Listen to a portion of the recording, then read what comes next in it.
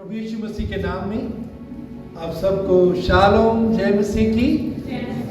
प्रभु का धन्यवाद करते हैं आज के इस दिन के लिए।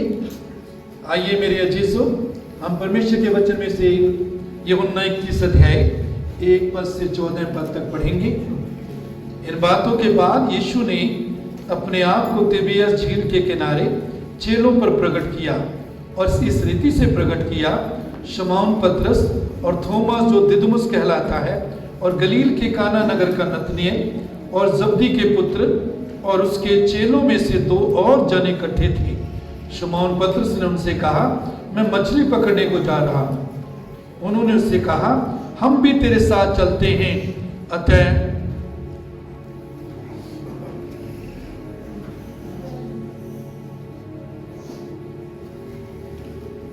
अतः वे निकलकर नाव पर चढ़े, परंतु उस रात कुछ न पकड़ा।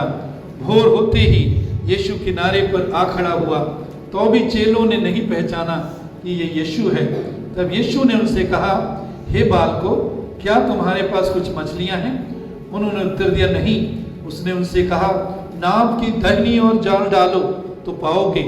अतः उन्होंने जाल डाला और अब मछलियों की बहुतायत के कारण उसे खींच न सके। तब उस चेले ने, जिससे यीशु प्रेम रखता था, पतरस से कहा, यह तो प्रभु है। शमौन पतरस ने यह सुनकर कि वह प्रभु है, कमर में अंगरखा कस लिया, क्योंकि वह नंगा था, और झील में कूद पड़ा। परंतु दूसरे चेले डोंगी पर मछलियों से भरा हुआ जाल खींचते हुए आए, क्योंकि वे किनारे से अधिक दूर नहीं, पर कोई 200 हाथ पर थे। जब वे किनारे पर उतरे तो उन्होंने कोयले की आग और उस पर मछली रखी हुई और रोटी देखी। यीशु ने उनसे कहा, जो मछलियां तुमने अभी पकड़ी हैं उनमें से कुछ लाओ। तो शमौन पतरस ने डोंगी पर चढ़कर 153 बड़ी मछलियों से भरा हुआ जाल किनारे पर खींचा, और इतनी मछलियां होने पर भी जाल न फटा। यीशु ने उनसे कहा, आओ भोजन करो। चेलों में से किसी को साहस ना हुआ कि उससे कुछ पूछे, तू कौन है? क्योंकि वे जानते थे कि यह प्रभु है। यीशु आया और रोटी लेकर उन्हें दी, और वैसे ही मछली भी। यह तीसरी बार है कि यीशु मरे हुए में से जी उठने के बाद चेलों को दिखाई दिया। हालेलुया। ये तीसरी बार है कि यीशु मरे हुए में से जी उठने के बाद चेलों को दिखाई दिया, चेलों पर प्रकट हुआ। जो जिंदा है वो दिखाई देता है, जो जिंदा है वो प्रकट होता है। यीशु आज कल और युगों युग एक सा है। वो आज भी दिखाई देता है, आज भी प्रकट होता है। हो सकता है वैसे दिखाई ना देता हो जैसे हम चाहते हैं उसे देखना, लेकिन वो अपने कामों के द्वारा, अपनी बातों के द्वारा, प्रार्थनाओं के उत्तर के द्वारा, शांति के द्वारा, आनंद के द्वारा, क्षमा के द्वारा, जीवन जो उसने हमें दिया है, ये शारीरिक जीवन, इसके साथ साथ जो आत्मिक जीवन, अनंत जीवन उसने हमें दिया है। प्रतिदिन जो हम पर वो कृपा करता है, प्रतिदिन तो तंदुरुस्ती देता है, बीमारी से चंगाई देता है, हमारे जीवन को बदलता है। उसके द्वारा आज भी वो अपने आप को प्रकट करता है, आज भी वो अपने आप को दिखाता है। सवाल क्या है? सवाल है, क्या हम उसे देखना चाहते हैं? उसके भूखे और प्यासे हैं, उससे कहते हैं, प्रभु मैं तेरी आवाज को सुनना चाहता हूं, मैं तेरे पीछे पीछे चलना चाहता हूं, तो मेरी अगुवाई कर। मेरी भेड़ें मेरी आवाज पहचानती है। कैसे पहचानेंगे उसकी आवाज? जब उसके पास रहेंगे। हम अपने परिवार के लोगों की आवाज या नजदीकी संबंधियों के रिश्तेदारों की आवाज क्यों पहचानते हैं? क्योंकि हम उनके पास रहते हैं। मेले में या बस स्टैंड पर या रेलवे स्टेशन पर बहुत भीड़ होती है, बहुत से लोग बोल रहे होते हैं, हम उनकी आवाज नहीं पहचानते क्योंकि हम उनको जानते नहीं। जो हमारे करीब के होते हैं, जिनके पास समय, जिनके साथ समय गुजारते हैं, उनकी आवाज हम पहचान लेते हैं। मेरी भेड़े मेरी आवाज पहचानती है। वो अपनी आवाज के द्वारा अपने आप को प्रकट करता है। उसकी आवाज उसका वचन है, उसकी आवाज उसकी पवित्र उपस्थिति है, उसका आत्मा है। कई बार वो एक दूसरे के द्वारा भी बात करता है, अपने सेवकों के द्वारा बात करता है, कई बार स्वप्न के द्वारा, दर्शन के द्वारा, इर्द गिर्द के वातावरण के द्वारा भी बात करता है।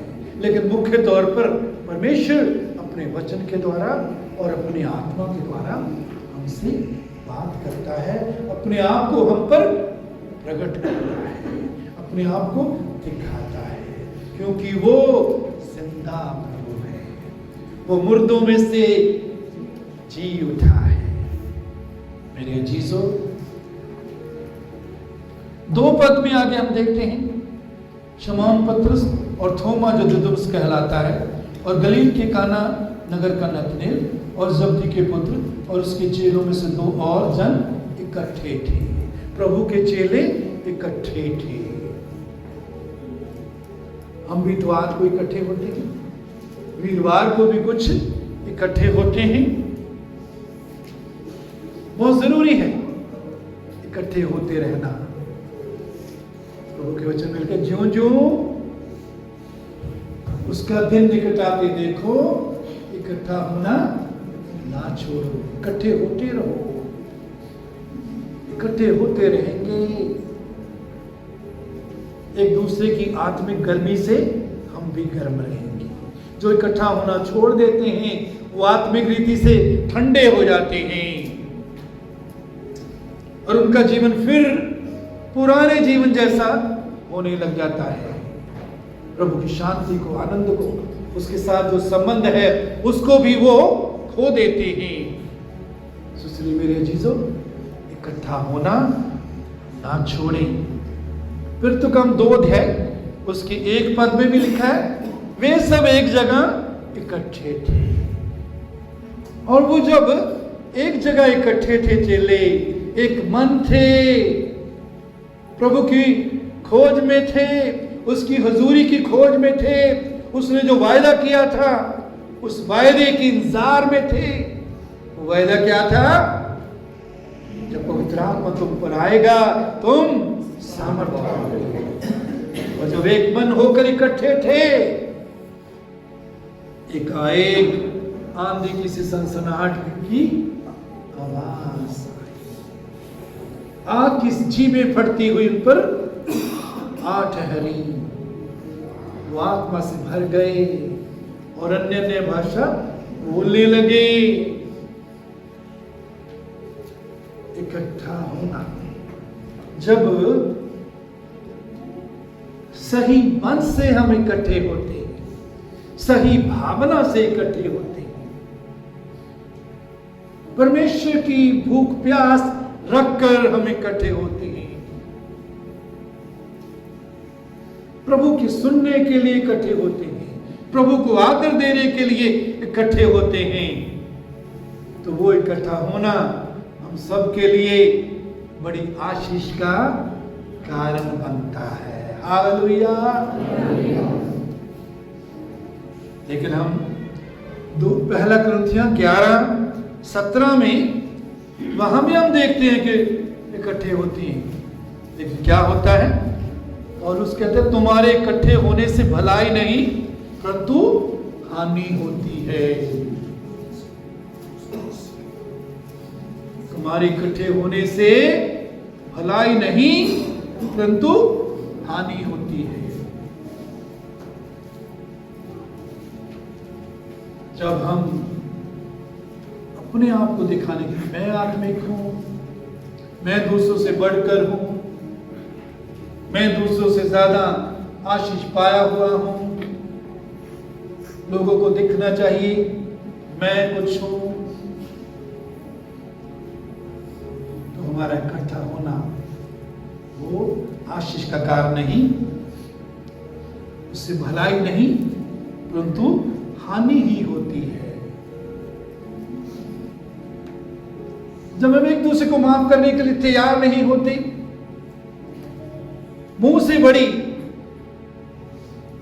मुस्कुराहट के साथ जय मसीह की करते हैं, लेकिन दिल में अभी तक गुस्सा रखा हुआ है, एक दूसरे के लिए कड़वाहट रखी हुई है। माफ करने के लिए, मिलने के लिए, दूसरे को आदर देने के लिए, पहल माफी देने में पहल करने के लिए हम तैयार नहीं हैं, तो इकट्ठा होना हमारे लिए लाभदायक नहीं होता, इससे बुराई ही होती है। वहां हम देखते हैं, उसको टेक्स्ट में हमने देखते हैं कि कुछ लोग भोजन लाते थे, इंतजार नहीं करते थे दूसरों का, खुद खाने लग जाते थे। जो नहीं ला सकते थे, जो काम से सीधा आते थे मजदूरी करके, उनको वो तुच्छ जानते थे। हम उसमें ज्यादा नहीं जाएंगे। उसका नतीजा क्या था? उसका नतीजा क्या था? इसीलिए कहता 30 पद में, इसी कारण तुम में बहुत से क्या हैं? निर्बल हैं, कमजोर हैं और रोगी हैं और बहुत से सो भी गए हैं। दूसरे को अपने से बेहतर जाने,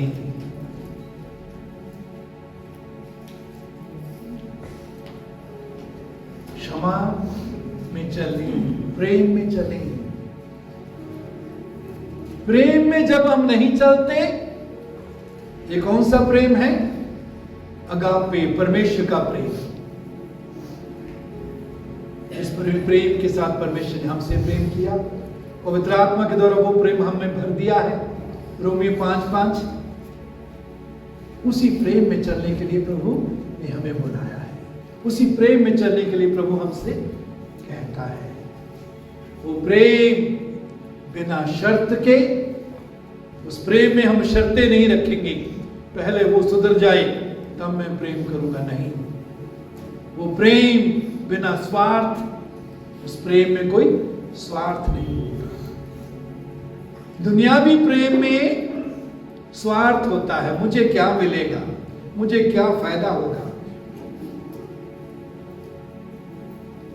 अगापे प्रेम में, परमेश्वर के प्रेम में, दूसरे के लिए मैं क्या कर सकता हूं, दूसरे की कैसे उन्नति मेरे द्वारा, मेरे व्यवहार के द्वारा, मेरे बातों के द्वारा, मेरे कामों के द्वारा, मेरे आशीष बांटने के द्वारा दूसरे की कैसे उन्नति हो।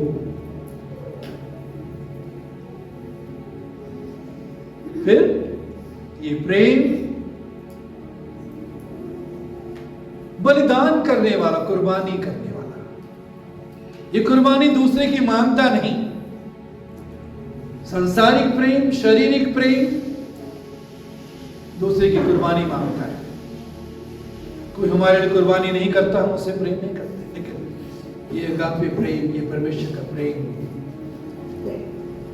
कुर्बानी मांगता नहीं, कुर्बानी देता है।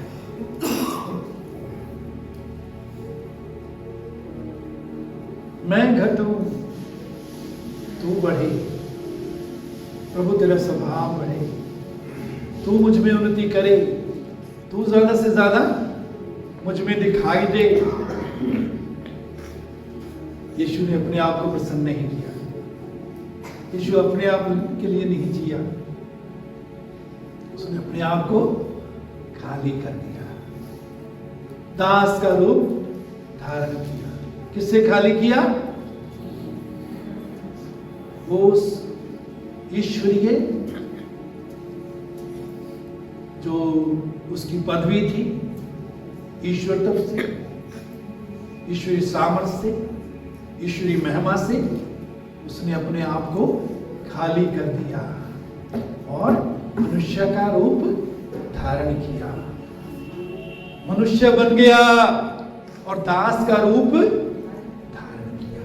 मनुष्य के रूप में वो राजा नहीं बना, बहुत बड़ा जागीरदार या अमीर नहीं बना, या बहुत शक्तिशाली पहलवान नहीं बना, दास का रूप धारण किया। क्यों? क्योंकि वो प्रेम है, अगापे प्रेम है। उसके प्रेम ने उसे मजबूर किया, उसके प्रेम ने उसे मजबूर किया।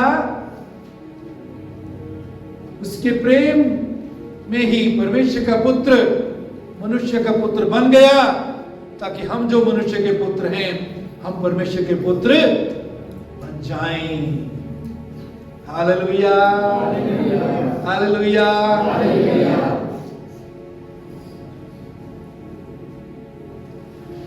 3 पद में शमौन पतरस ने उससे कहा, मैं मछली पकड़ने को जा रहा हूं।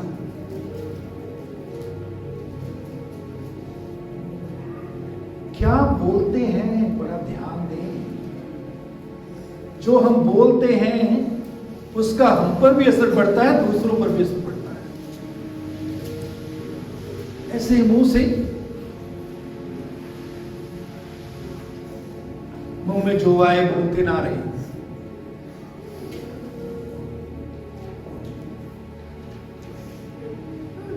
अच्छा, मैंने लिखा तो अच्छे दिन देखना चाहते हो, अपने मुंह की चौकसी करो, मुंह का सही इस्तेमाल करना सीखो।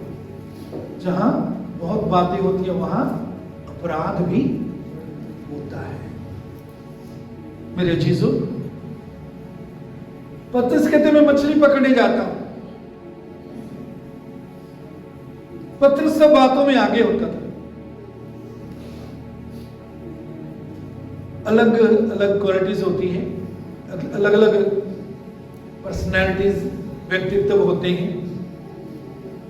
सगे भाई बहन या जुड़वा हो, उनके व्यक्तित्व अलग अलग पर्सनैलिटी होती है, स्वभाव, काम करने का ढंग, रिएक्शन अलग अलग बातों के लिए अलग अलग होता है। तो पतरस जो है उसकी जिंदगी में हम देखते हैं हर बात में वो आगे होता है, और बहुत बार ये अच्छी बात भी है, लेकिन कई बार यही बात जो है वो हमारी और दूसरों की गिरावट का कारण भी बन जाती है बात। तो पतरस ने क्या बोला, मैं मछली पकड़ने को जाता हूं। क्यों पतरस ने ये बात बोली? क्योंकि पतरस यीशु की उस बात को भूल गया जो मत्ती 4:19 में यीशु ने कि पतरस और उसके भाई अंद्रयास को बोला था, मेरे पीछे चले आओ तो मैं तुमको मनुष्यों के पकड़ने वाले बनाऊंगा। मत्ती 4:19, मेरे पीछे चले आओ तो मैं मनुष्यों के पकड़ने वाले तुमको बनाऊंगा। मेरे अजीजों, परमेश्वर ने पतरस को अंद्रयास के साथ मनुष्यों को पकड़ने, मतलब मनुष्यों की आत्माओं को प्रभु के लिए जीतने के लिए, परमेश्वर के राज्य में लाने के लिए बुलाया था। और ये बुलाहट सिर्फ पास्टर्स की नहीं, प्रचारकों की नहीं, प्रेरितों की नहीं, ये बुलाहट हर एक विश्वासी की। हम में से जितने यहां बैठे हैं विश्वासी हैं, हर एक के लिए ये बुलाहट है। इस काम को करने के लिए हम में से हर एक बुलाया गया है। एक मेरे जीजो, क्या ये बात सच नहीं है कि पतरस की तरह हम भी अपनी बुलाहट को बहुत बार आसानी से भूल जाते हैं?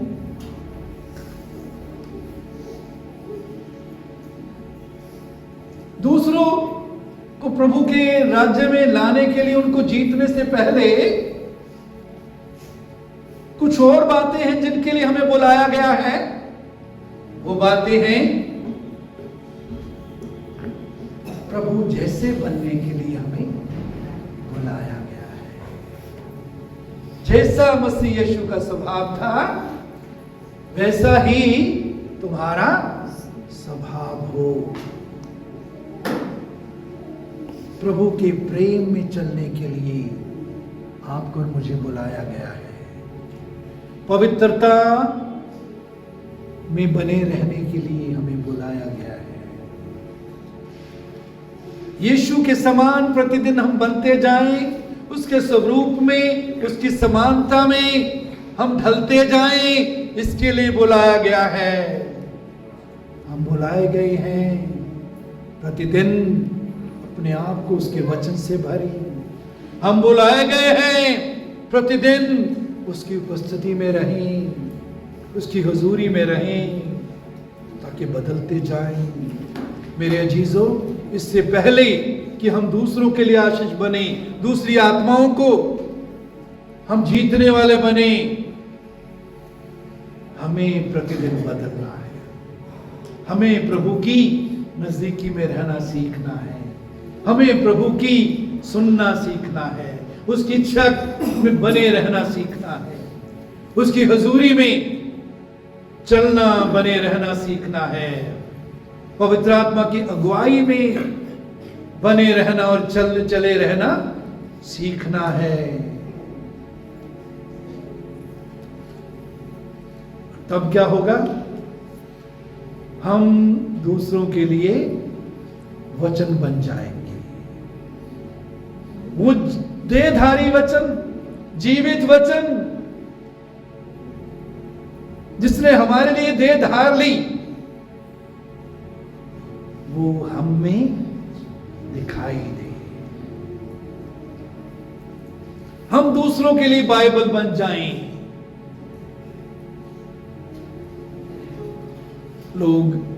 बहुत से लोग चर्च में आने के लिए तैयार नहीं, वो बाइबल पढ़ने के लिए तैयार नहीं। लेकिन जब आपके और मेरे जीवन में वो बाइबल को पढ़ेंगे, आपके और मेरे जीवन में यीशु को, उसके स्वभाव को, उसकी सामर्थ्य को देखेंगे, तो वो यीशु को जानेंगे। तो हम उनके लिए नमक बन जाएंगे। नमक प्यास पैदा करता है। नमक प्यास पैदा करता है। हम उनके लिए ज्योति बन जाएंगे।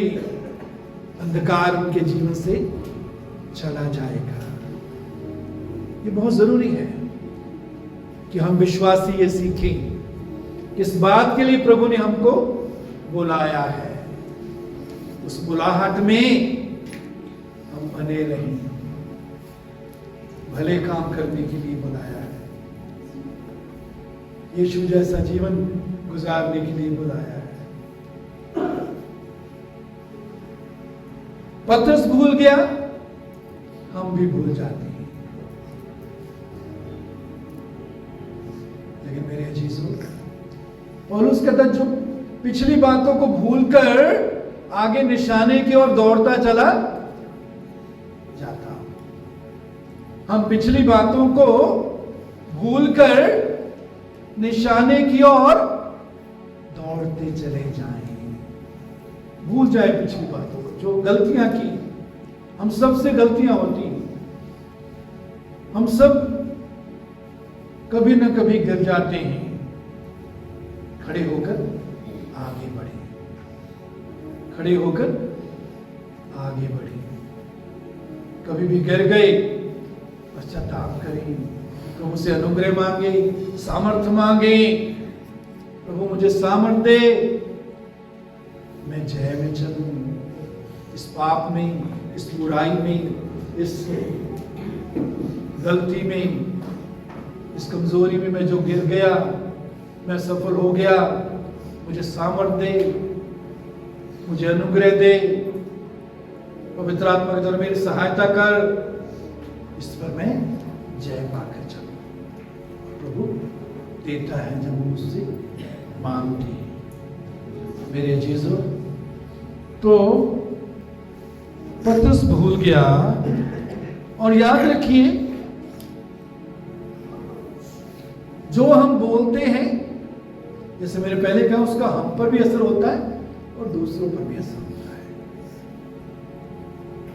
पतरस ने जब ये बोला मैं मछली पकड़ने को जाता हूं, तो दूसरों ने भी कहा ठीक है, हम भी चलते हैं। कई बार हम भी ऐसे करते हैं। अगर कोई हमारे परिवार का मेंबर या कलीसिया का मेंबर, कोई हमारे हमसे संबंध रखने वाला व्यक्ति अपनी बुलाहट को भूलकर उससे दूर जाता है, तो हम भी उसका पीछा करते हैं, उसका साथ देते हैं। मेरे जीसू कभी ना करें। यदि आपके पास भी आपको कोई ऐसी बात बोलते, मैं ऐसी बात कल को बोलूं जो वचन के अनुसार सही नहीं है, तो मेरी बात भी ना माने। परमेश्वर का वचन जो कहता है सच्चा, उसमें बने रहिए।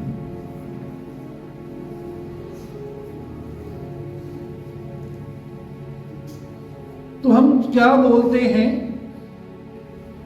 जो वचन के अनुसार सही बोलते हैं, परमेश्वर की इच्छा में सही बोलते हैं, उसका असर दूसरों पर अच्छा होता है। और जब परमेश्वर की इच्छा के विरोध में बोलते हैं, उसका असर दूसरों पर बुरा होता है।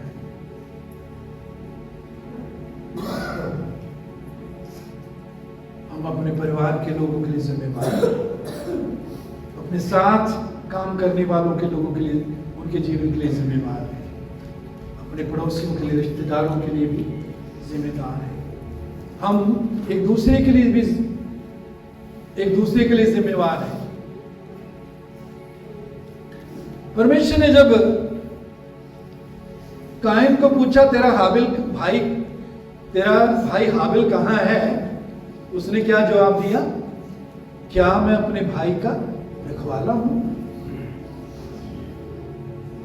मेरे अजीजों, हम सब रखवाले हैं, एक दूसरे के रखवाले हैं, एक दूसरे के लिए प्रार्थना करें, एक दूसरे को उत्साहित करें आगे बढ़ने के लिए। यदि को गिरता है, स्थिर रहने के लिए उत्साहित करें। हम एक दूसरे के रखवाले हैं। क्यों रखवाले हैं? हम एक ही देह के अंग हैं सब। यीशु हमारा सिर है, हम उसकी देह के अंग हैं। देह का हर अंग दूसरे अंगों की चिंता करता है। देह का हर अंग दूसरे अंगों की क्या करता है जी? चिंता करता है, देखभाल करता है, मदद करता है, ताकत देता है। उसके बाद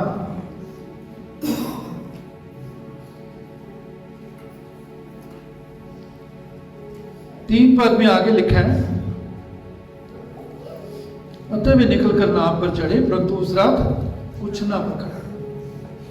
उस रात कुछ ना पकड़ा, इसका मतलब है और दूसरी रातों में इन्होंने ये पकड़ते होंगे। इनका पेशा, इनका प्रोफेशन मछली पकड़ना था, लेकिन इस रात कुछ ना पकड़ा। मेरे अजीजों, यूहन्ना 15:5 में प्रभु यीशु ने कहा, मुझसे अलग होकर तुम कुछ नहीं कर सकते। इसका मतलब ये बिल्कुल भी नहीं है। कहां ये बात सही होती है, फिट होती है, ये देखना बहुत जरूरी है।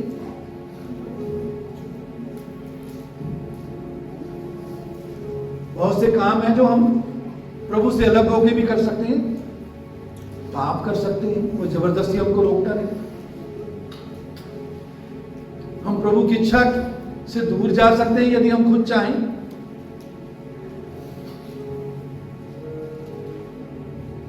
तो मुझसे अलग होकर तुम कुछ नहीं कर सकते का अर्थ क्या है? इसका मतलब ये नहीं कि कोई हमको काम नहीं कर सकते, हमको नौकरी नहीं कर सकते। बहुत से काम, बहुत सी नौकरी, बहुत से काम ऐसे करते हैं जो प्रभु की इच्छा के अनुसार नहीं होते, सिद्ध मर्जी के अनुसार नहीं होते।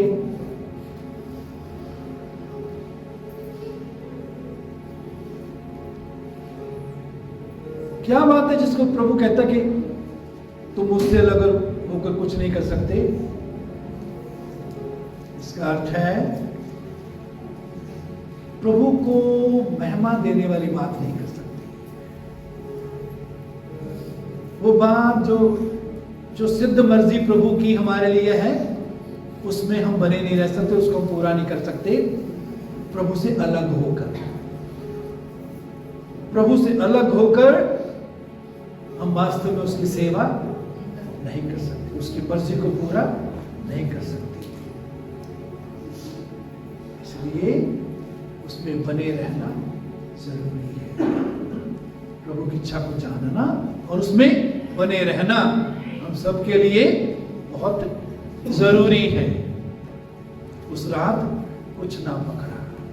हो सकता है आपके जीवन में भी कोई ऐसी रात है जिसमें आप कुछ नहीं पकड़ पा रहे।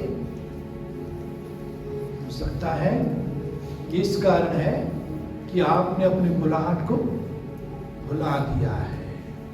जो काम करने के लिए प्रभु ने आपको चुना है, बुलाया है, कहा है, वचन में से बताया है, उसको भूल गए हैं, उसको नहीं कर रहे, उससे दूर अपने आप को कर लिया है।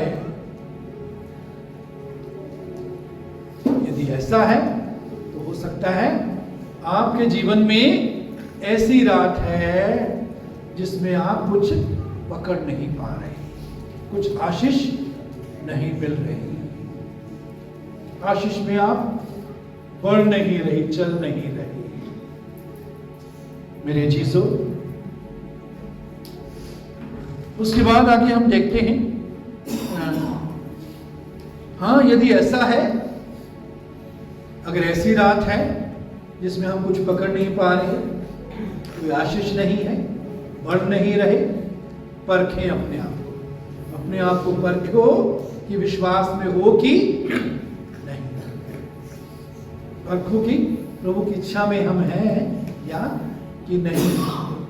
मेरे जीसू, उसके बाद हम देखते हैं 4 पद, भोर होते ही यीशु किनारे पर आ खड़ा हुआ।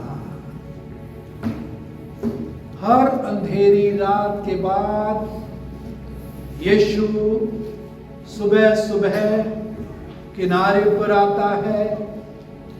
हर निराशा की रात के बाद, हर असफल रात के बाद, हर थका देने वाली रात के बाद यीशु किनारे पर आकर खड़ा होता है। क्यों किनारे पर खड़ा होता है? हमसे वो प्रेम करता है, वो हमारी सहायता करना चाहता है, हमें उठाना चाहता है, हमें बढ़ाना चाहता है, हमारी तरक्की करना चाहता है, हमें आशीष देना चाहता है, हमें अपनी सामर्थ्य से, अनुग्रह से भरना चाहता है, ताकि हम उसकी सेवा करें, उसके लिए इस्तेमाल हो सकें, उसके नाम को ऊंचा करें, उसकी मर्जी को पूरी करें।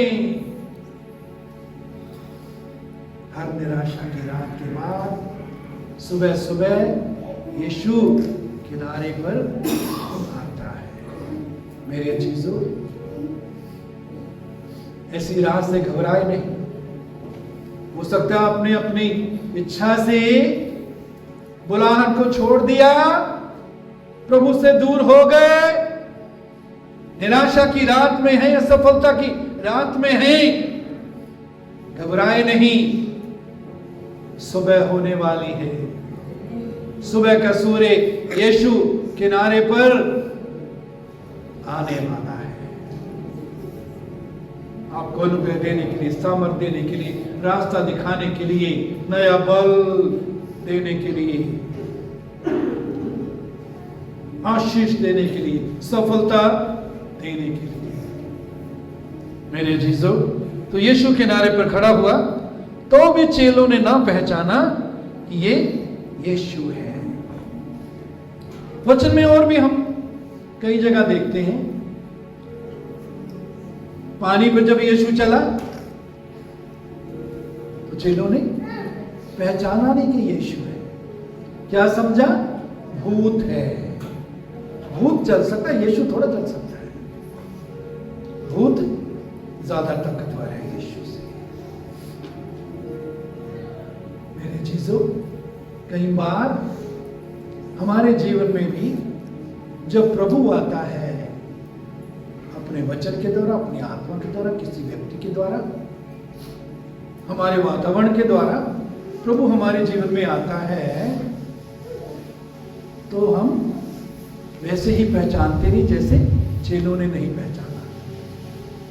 उसके लिए जरूरी है इफिसियों 1 अध्याय और 17 से 19 पद में जो प्रार्थना है, हम अक्सर इतवार को भी सुबह करते हैं। सिर्फ यही इसको रट्टा ना लगाएं कि जी वो आगे से एक जन बोल रहा है, हमें रट्टा लगाना है, बोलना है, नहीं, इसको अपने अंदर उतरने दें। इस प्रार्थना को अपने हृदय की प्रार्थना बना लें। और उसका कहते हैं, हमारे प्रभु यीशु मसीह का परमेश्वर जो महिमा का पिता है, तुम्हें अपनी पहचान में ज्ञान और प्रकाश का आत्मा, ज्ञान और प्रकाश का आत्मा होगा तो हम प्रभु के हाथ को पहचानेंगे, उसकी इच्छा को पहचानेंगे, उसके कार्यों को पहचानेंगे, उसके किस तरीके से प्रभु कार्य कर रहा है उसको पहचानेंगे, उसके मार्गों को पहचानेंगे।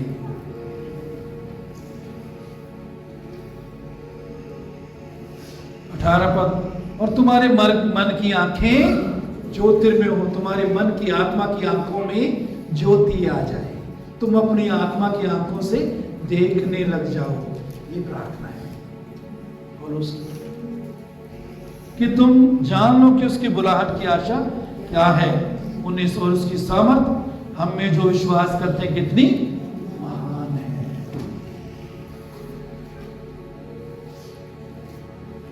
प्रभु की सामर्थ किसमें है जी? है जी? कुछ चुने हुए सेवकों में? हम जो विश्वास करते हैं हम में कितनी महान है। हर एक विश्वासी के अंदर वो जी उठने की सामर्थ है, जिस सामर्थ के द्वारा यीशु मुर्दों में से जी उठे, वही सामर्थ आप में और मुझ में है। उस सामर्थ को अपने अंदर से बहने दे, निकलने दे। प्रभु की उपस्थिति में बने रहने के द्वारा, उसके वचन और आत्मा में बने रहने के द्वारा उसकी सामर्थ हम में से निकलना शुरू करती है। मेरे अजीजों, और जिस सामर्थ हम में जो विश्वास करते हैं कितनी महान है, उसकी शक्ति के प्रभाव के उस कार्य के अनुसार जो उसने मसीह में किया, उसको मरियों में से जलाया और वो आगे के प्रधानों अधिकारियों के ऊपर उसको बिठाया और हम मसीह के साथ उसकी दाहिनी ओर बैठे। चेलों ने नहीं पहचाना, हम भी कई बार नहीं पहचानते, लेकिन परमेश्वर की इच्छा है और इस प्रार्थना के द्वारा हमें सिखाना चाहता है कि परमेश्वर हमें ज्ञान और प्रकाश का आत्मा देना चाहता है ताकि हम उसे पहचाने, उसे जाने, उसकी इच्छा को जाने। मेरे जीजों, उसके बाद आगे हम देखते हैं 5 पद में यीशु ने कहा, ये बालकों, क्या तुम्हारे पास कुछ मछलियां हैं? उन्होंने उत्तर दिया, नहीं।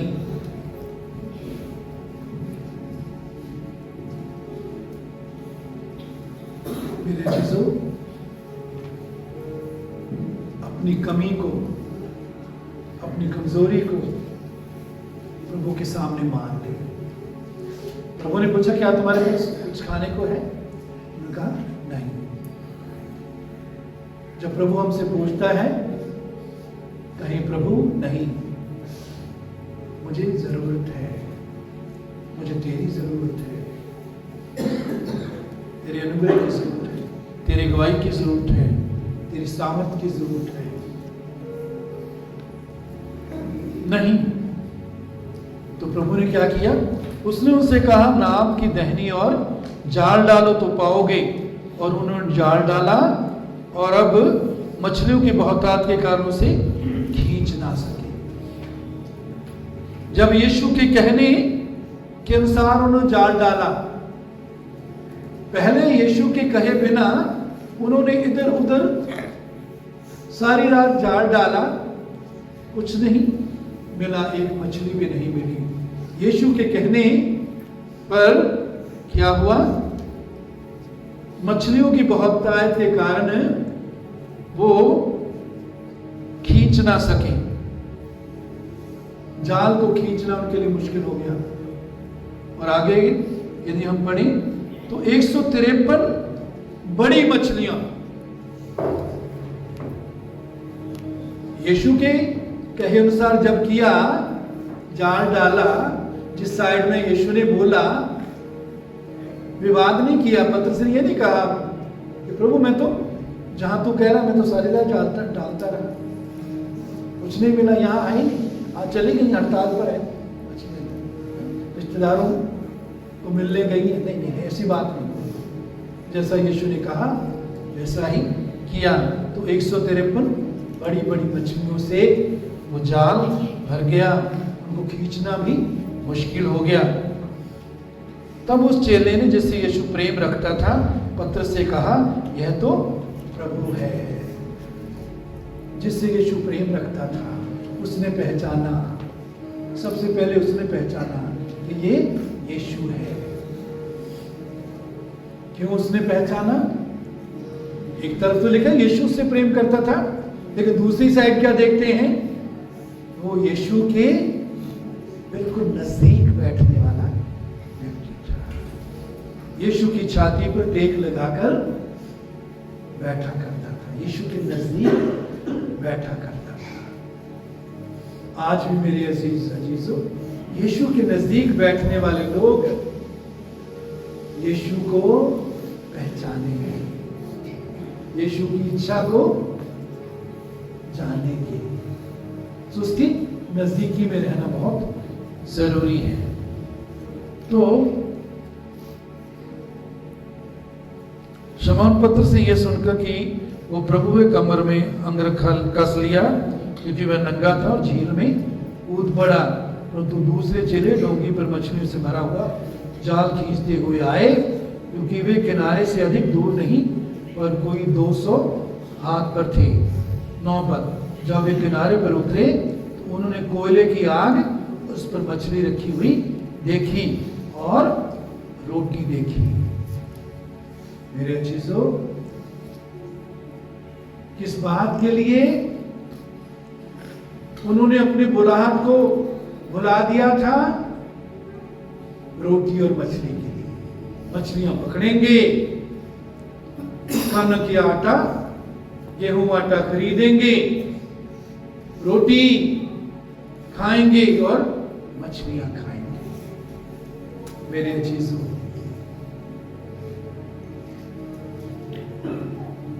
अपनी बुलाहट को भूलकर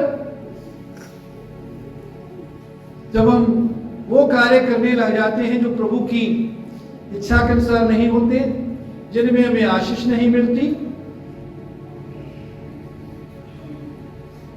ऐसा करने की बजाय मेरे चीजों यीशु के पास रहिए। जहां यीशु है, जहां यीशु खड़ा है, वहां आपके लिए रोटी और मछली भी है।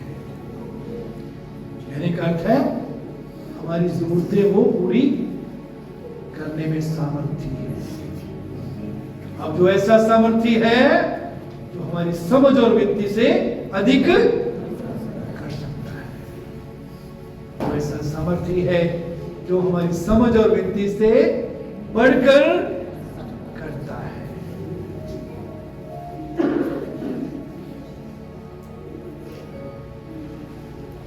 इसहाक ने जब उसका पिता कुर्बानी चढ़ाने जाता है, इसहाक को नहीं मालूम था कि इसहाक की ही कुर्बानी परमेश्वर ने अब्राहम से मांगी है। इसहाक कहता है प्रभु सब कुछ है, पिता सब कुछ है, लकड़ी भी है, लेकिन मेमना नहीं है। परमेश्वर ने क्या कहा? परमेश्वर उपाय करेगा। परमेश्वर, अब्राहम ने कहा परमेश्वर उपाय करेगा। हमारा परमेश्वर उपाय करने वाला परमेश्वर है। अब्राहम ने विश्वास किया परमेश्वर पर, तो परमेश्वर ने उपाय किया, उसको वो मेमना दिखाया जिसका उसने बलिदान किया। हमारा परमेश्वर उपाय करने वाला परमेश्वर है। अपनी आंखें उस पर लगाए रहें। मैं अपनी आंखें प्रभु की ओर लगाऊंगा जहां से मेरी सहायता मुझे मिलती है। विश्वास के कर्ता और सिद्ध करने वाले यीशु की ओर भागते रहें। उस दौड़ में जिसमें हमें दौड़ना है, धीरे से दौड़ते रहें। मेरे चीजों, यीशु ने उसे कहा जो मछलियां तुमने अभी पकड़ी हैं उनमें से कुछ लाओ। यीशु के पास चेलों के लिए रोटी और मछलियां भी हैं, फिर भी यीशु क्या कहता है?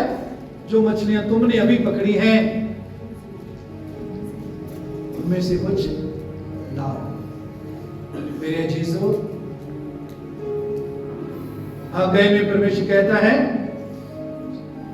सारा सोना चांदी मेरा है, पृथ्वी और उसकी सारी भरपूरी परमेश्वर की है। लेकिन फिर भी परमेश्वर क्या कहता है?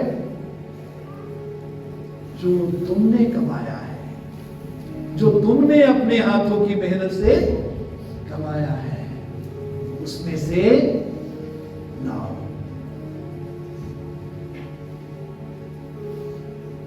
दशमांश हमारा नहीं, वो परमेश्वर का है। दशमांश देकर हम ये नहीं कह सकते कि हमने कुछ दिया है, वो तो परमेश्वर का ही है। लेकिन दशमांश के अलावा जब हम भेंट देते हैं, वो हमारे 90% जो हमारा है उसमें से हम देते हैं।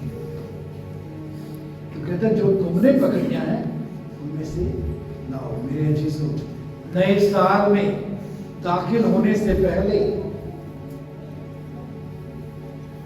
यदि आज तक हमने नहीं सीखा, मैं धन्यवाद करता हूं सब लोगों के लिए जिन्होंने सीखा है, जो वफादारी से दशमांश और भेंट देते हैं। यदि हम अभी भी पीछे हैं तो इस नए साल में दाखिल होने से पहले हम सीख लें, प्रभु दशमांश तेरा हिस्सा है, मैं तुझे तेरी हजूरी में लाऊंगा। जो 90% है उसमें से जो हम देते हैं वो बीज होता है। वचन में लिखा है जो बोने वाले को क्या देता है? बीज देता है। खाने वाले को रोटी और बोने वाले को बीज देता है। जो हमारी 10वां हिस्से के बाद जो हमारी आमदन होती है 90% है, उसमें से हमारे लिए रोटी भी होती है और हमारे लिए बीज भी होता है। बीज बोने के लिए है, रोटी खाने के लिए। किसान यदि अगले साल के लिए, अगली फसल के लिए बीज नहीं रखता, वो भी खा जाता है, तो नेक्स्ट टाइम उसको फसल नहीं मिलती। मेरे चीजों, हम भी परमेश्वर के राज्य में बोना सीखें। 10वां हिस्सा वफादारी से देना सीखें। परमेश्वर के राज्य में जो 90% है उसमें से बोना सीखें। और उसका कहता है जो बहुता बोता है वो थोड़ा काटेगा, है जी? है? सही नहीं बोला मैंने? जो थोड़ा बोता है वो ज्यादा काटेगा, है जी? आप तो बहुत समझदार हो गए सब। और उसका कहता है जो बहुता बोता है बहुता, परमेश्वर अनुग्रह दे हम बहुता परमेश्वर के राज्य में बोना सीखें। आइए